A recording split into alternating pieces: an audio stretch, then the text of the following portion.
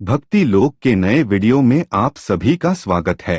दोस्तों, हिंदू धर्म ग्रंथ में सृष्टि को 4 युगों अर्थात सतयुग, त्रेतायुग, द्वापर युग व कलयुग में विभाजित किया गया है।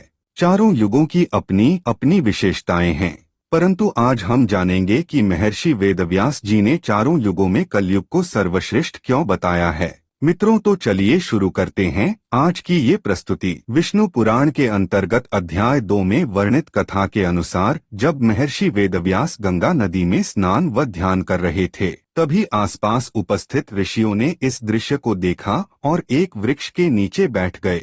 कुछ समय बाद ऋषि वेदव्यास ध्यान से उठकर खड़े हुए तो कहने लगे कि युगों में कलयुग, वर्ण में शूद्र व इंसानों में स्त्री सर्वश्रेष्ठ है। ऐसा कहकर उन्होंने पुनः जल में एक डुबकी लगाई और पुनः शूद्र, स्त्री व कलयुग को श्रेष्ठ बताने लगे। तब वहां बैठे अन्य ऋषियों ने जब यह सुना तो उन्हें बहुत आश्चर्य हुआ कि महर्षि वेदव्यास यह क्या कह रहे हैं। अन्य ऋषियों की जानकारी के अनुसार तो उन्होंने सुना था कि जातियों में ब्राह्मण सर्वश्रेष्ठ है तथा युग में कलयुग शापित है, फिर व्यास जी ऐसा क्यों कह रहे हैं।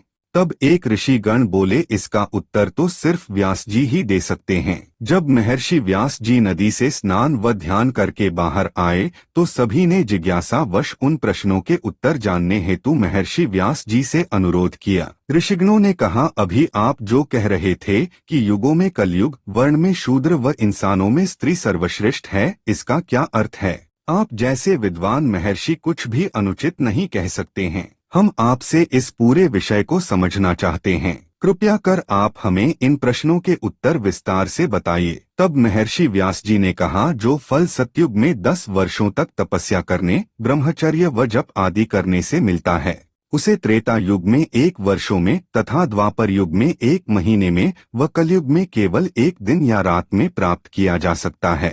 कलयुग में केवल भगवान के नाम का स्मरण करने पर ही आपको यज्ञ, जप आदि फलों की प्राप्ति हो जाती है। इस कारण से सभी युगों में कलयुग श्रेष्ठ है। कलयुग में थोड़े से परिश्रम से ही व्यक्ति को उसका पुण्य मिल जाता है। तब ऋषियों ने पूछा कि अब आप शूद्र किस प्रकार से श्रेष्ठ है, इसका वर्णन कीजिए। तब महर्षि व्यास जी ने कहा, ब्राह्मणों को पहले ब्रह्मचर्य का पालन करना पड़ता है, उसके बाद वेदों का अध्ययन कर जप, तप व यज्ञ करना पड़ता है। ब्राह्मणों को सदा संयमित आचरण करना पड़ता है, जो कि बहुत कठिन है। हर ब्राह्मण इसे नहीं कर पाता है, जबकि शूद्रों को मंत्रहीन यज्ञ का अधिकार होता है। शूद्र दूसरों की सेवा करके करने मात्र से ही सद्गति को प्राप्त कर लेता है, इसलिए सभी जातियों में शूद्र श्रेष्ठ है। इसके बाद महर्षि ने नारी को सर्वश्रेष्ठ बताते हुए उत्तर दिया कि पुरुषों को अपने धर्म अनुकूल प्राप्त धन से व्यक्ति को दान व यज्ञ करना पड़ता है, किंतु स्त्रियां तन, मन व वचन से अपने पति की सेवा करके पति के समान ही शुभ लोकों को प्राप्त करने की अधिकारी होती है। इसलिए नारी को भी कलयुग में श्रेष्ठ बताया है। कलयुग में केवल ईश्वर के नाम का जप करने के माध्यम से ही मनुष्य परम गति या सद्गति को प्राप्त कर लेता है। तो दोस्तों, अब आप भी समझ ही गए होंगे कि महर्षि वेदव्यास जी ने चारों युगों में कलयुग को श्रेष्ठ क्यों बताया है। दोस्तों, आशा करता हूँ आपको हमारी ये प्रस्तुति आपको पसंद आई होगी। हमारे साथ अंत तक बने रहने के लिए धन्यवाद।